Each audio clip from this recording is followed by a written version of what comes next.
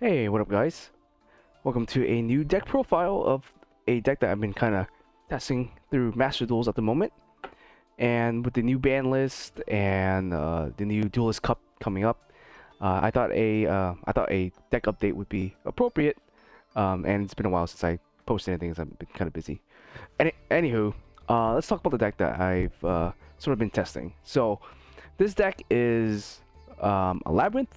I with Dogmatika, I guess. Dogmatika Labrynth, I guess, is the correct description for the deck.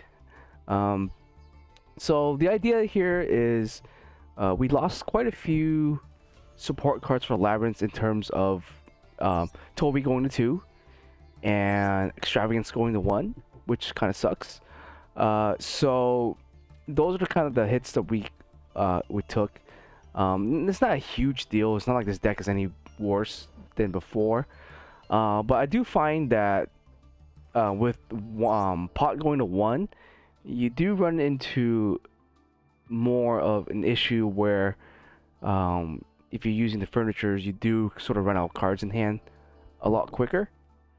And so I decided to try to find another engine or something else that can maybe sort of make up for the fact that we are limited to 1 pot nowadays. And it's a substitute engine because we're also a bit of our consistency is a little hit with Chandelier going to 2, or sorry, Toby going to 2, which is fine. Like I prefer this going to 2 rather than them hitting the welcome labyrinths. If they hit this card, the deck is basically dead. Like it's almost unplayable. Because this big welcome enables the whole strategy to work. So if they ever semi-limit or hit big welcome to 1, then I think labyrinth is pretty much done for. But getting hit to the furnitures, not such a big deal. We can survive it. We can add in different cards. So by splashing in the Dogmatika engine, what we're trying to do is just make more use of our extra deck. Because back then we would just banish our extra deck with Power Extravagance. Would never summon anything from the extra deck. And so with the Dogmatika stuff now, we're basically playing a small Dogmatika package of 7 cards. So you have 3 Nadir, 1 Ecclesia, 1 Fleur, Duelist, and double Punishment. So back then, you were still playing double, or at least playing Punishment, because Punishment was a pretty good card to set and search with the ladies, and to also activate with Clue Clock to kind of like be disruption on turn 1 if you need to, or removal, etc. It's a pretty good card. It's a 2-for-1 usually.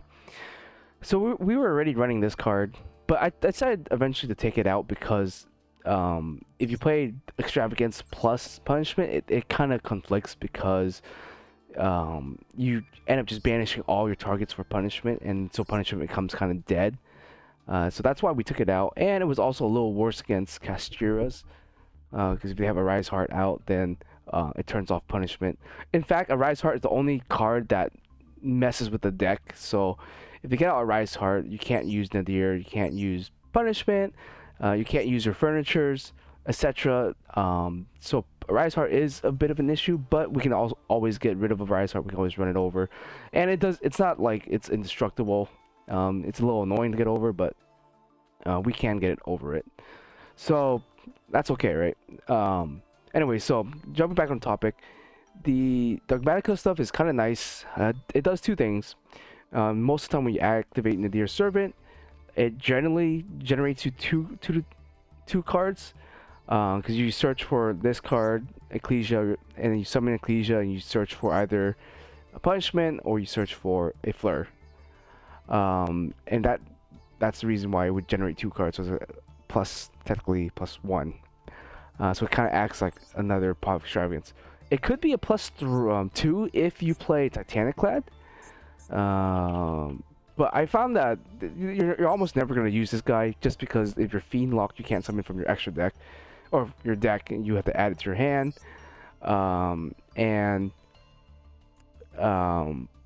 It's just better. I'd rather send something else rather than Titanic Clad, I'll be honest. So that's why we're not really playing the Titanic Clad. We're just going to focus on drawing cards.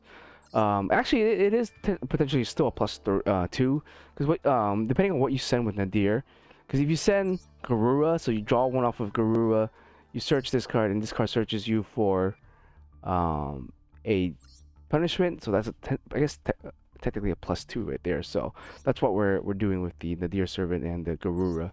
Um, it's also a really great Ash bait, because you know I'd rather play something a little bit more proactive than reactive. I really don't like playing Call by the Graves in this particular deck because Call by the Grave, it sucks. It doesn't really do anything. It doesn't really synergize with this deck at all.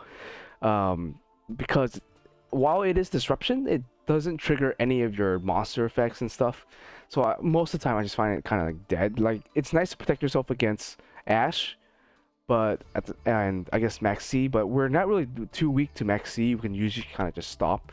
Max C doesn't really hurt us all that much. But Ash Blossom, like, when you draw Call by the Graves, if they don't have Ash Blossom, this card is just another dead card in your hand. Where, like, Nadir Servant is like, if you draw this, you can still activate this card. It can still search you a bunch of stuff, get you a +1, +2. Or if they ash it, they ash it, right? So they decide to ash the Nadir Servant, great. The other thing I didn't like about Call by the Graves is if I call by their Ash or I call by their Maxi, it turns off my Maxi, my Ash Blossom. So that's some of the issues I kind of just ran into while playing Call by the Graves. I'm not saying this card is a bad card. It's still very playable, very good. Like, if you're playing a branded deck, you're definitely just playing 2 copies or maxing this out, or, you know, cross out Designator, or if you're like Dragon Links, you know, where Maxi wrecks you, then yeah, you definitely need to play it. Where Ash does hurt a little bit, Maxi does whatever's, like, our deck doesn't die to one hand trap, so I don't really feel like playing Call by the Graves is all that great. So I wanted to play something a little bit more proactive, so that's what we're doing, is going to play the Nadir Servant. Now, I haven't really talked about the choices for the Dogmatika cards quite yet. So in case if you're new to Dogmatika, we're playing 3 cards that search for essentially 2 cards, just these 2. And the reason why this works is because Nadir Servant adds from deck or graveyard.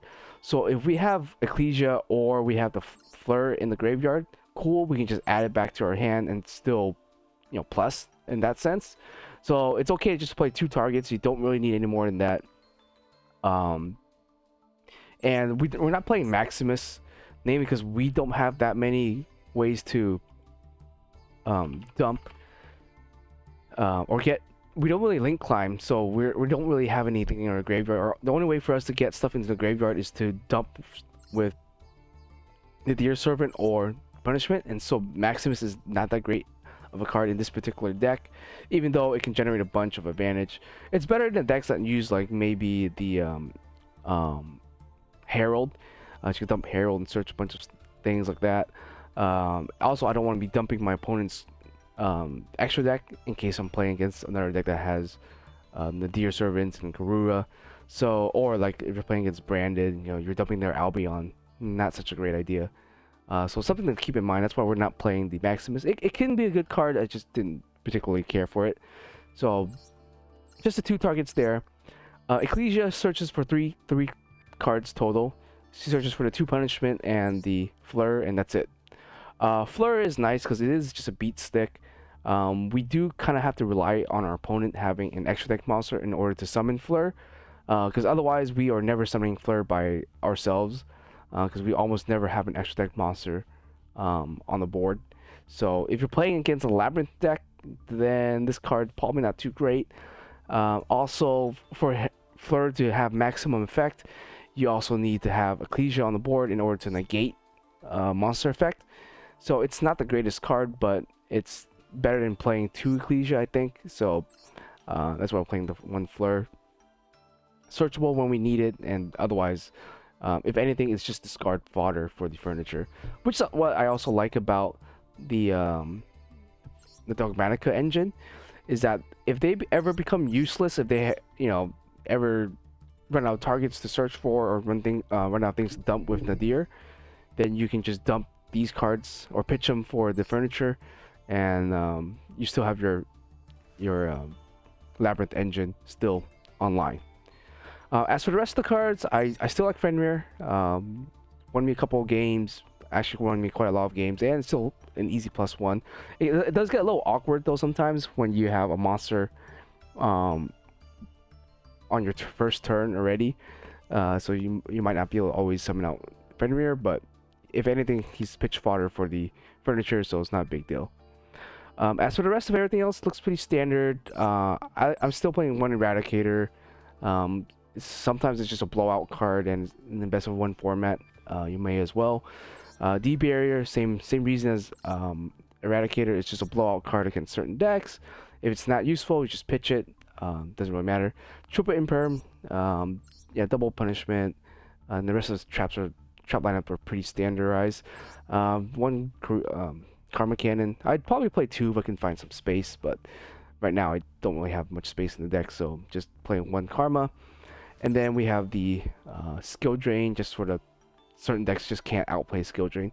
And Skill Drain kind of is nice with the Deers, because what you can do is you can just play a control game, you can flip Skill Drain up, they can't do anything, you can just activate the Deer Servant, start dumping your Entis, start blowing up stuff on their board, and then you can just keep the Ecclesia or the Fleur in your hand and just pitch them for furniture cards. So that's kind of a nice synergy there. But yeah. Alright, moving on to extra deck. I'm not, like a few cards I'm not playing Omega. Omega is one of the cards you can dump with Nadir and Punishment. I'm not really playing that because I don't think I really need to recycle anything. Another card you can play is the Pegasus. If I can spell this thing. You can play Wing Pegasus is another target you can play. I think Skull Knight is another one. You could also play Skull Knight or Fossil Warrior, I guess you can call them. But instead of just going max out on Entis here and then just playing the two Garura, I'm playing the one Tri Brigade. I was playing two, but it never came up. The second copy never came up. Although when you do activate Extravagance, sometimes it's a little awkward on what 6 cards you do end up banishing, but it's still like not the biggest deal. So that's why we're just playing the one Tri Brigade. For the rest of the extra deck, yeah, 2 Chaos Angel, needed to find room, so cut it out. And because we're playing Punishment, we're most likely never going to go into our extra deck at this point, because Punishment stops us from special summoning from the extra deck. But so we're cutting out on a lot of the extra deck stuff, tricks and combos, in favor of the Punishment targets and the Deer targets. The one Evil Swarm, our Exciton, because if we're Fiend Lock, we can still summon this thing out, and it's the only thing that's level 4 that is super threatening, because we're not playing Zeus. So what you can do is you can summon out Ariana's Search. If they have an extra deck monster or something, you can special summon Ecclesia. So that's 2 level 4s right there. If you don't activate Ecclesia's effect, then you can go ahead and summon Exciton and blow up the board. So that's the reason why we're playing the Exciton. Although you could probably cut this card honestly and play something else. 1 Anima for the Clue Clock, 1 Dark just cause, and then 2 Mudcracker, 1 Black Soldier just in case you need to grind out the game or force your opponent not to be able to play, and then 1 Underworld Goddess to close it out. So yeah, pretty interesting deck. Still need to test play the deck a little bit more, but so far it's working out pretty well. Having like I'm able to sort of like play with both engines and they don't really hinder each other, which is really nice. Because the one thing with Deer Servant is obviously when you activate this card, you can no longer summon from your extra deck, but our deck doesn't really summon from the extra deck anyways, so it's kind of nice that neither the Deer Servant nor something like the Welcome Labyrinth kind of affects us, because Welcome Labyrinth stops you from summoning from your deck or extra deck non-fiend monsters, but Ecclesia summons from hand, and same thing with Fleur summons from hand, so that doesn't really the Punishment doesn't really hurt, or sorry, the Welcome Labyrinth doesn't really hurt us. But yeah, so pretty interesting deck. I'm gonna go ahead and try to grind this out with the Duelist Cup that's coming up, and then yeah, hopefully we'll have some good games, and then post it on here, and yeah, go from there. Anyways, guys, that's it. I'll see you guys next time.